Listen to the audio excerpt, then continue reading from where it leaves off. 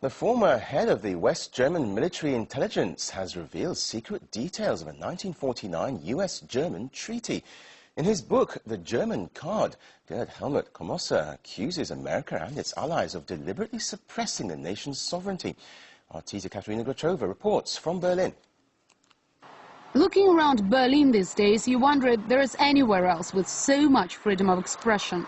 20 years after the wall fell and the most painful wounds have healed, there seems to be no more uncomfortable truths left for Germans. Yet some still manage to come up with hot potatoes.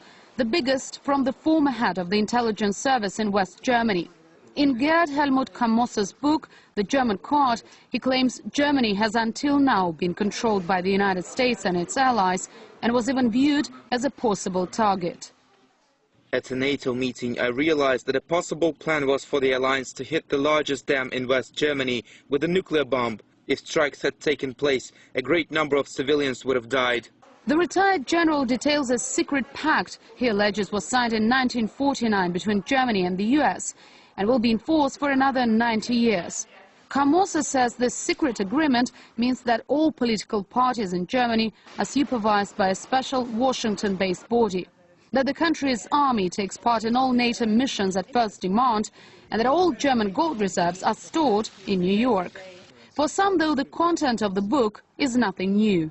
Remember the proposal of Prime Minister Putin to Germany to share with Russia the natural gas trading throughout Europe. It was done a couple of years ago, and German leadership answered this exactly the same way as German leadership answered the Soviet note of 1952, silence.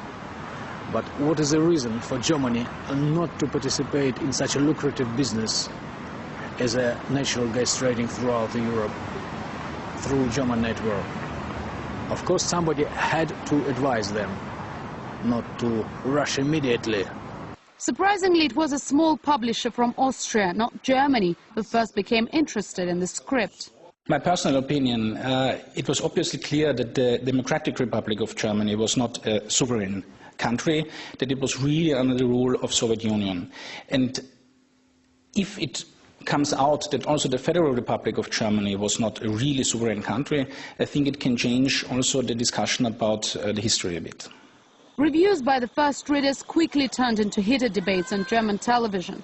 The author was bombarded with criticism for doubting democratic principles brought to the country by the West. As a result, Komosser refused to give any more interviews and has even apologized for some uncomfortable chapters in the book. It's not every day that a chief of intelligence discloses secrets about a political regime. With some good promotion, this book could become a bestseller. But in Germany, its distribution is up against some difficulties. The country's biggest bookshop, Dussmann, which is also a cultural foundation, has refused to sell the book at all. The contents of the book, though, will soon be available to millions more readers. The German Card has recently been translated into Russian. The publisher expects strong sales and believes the most heated debates are yet to come. Katerina Grachova, RT, Berlin.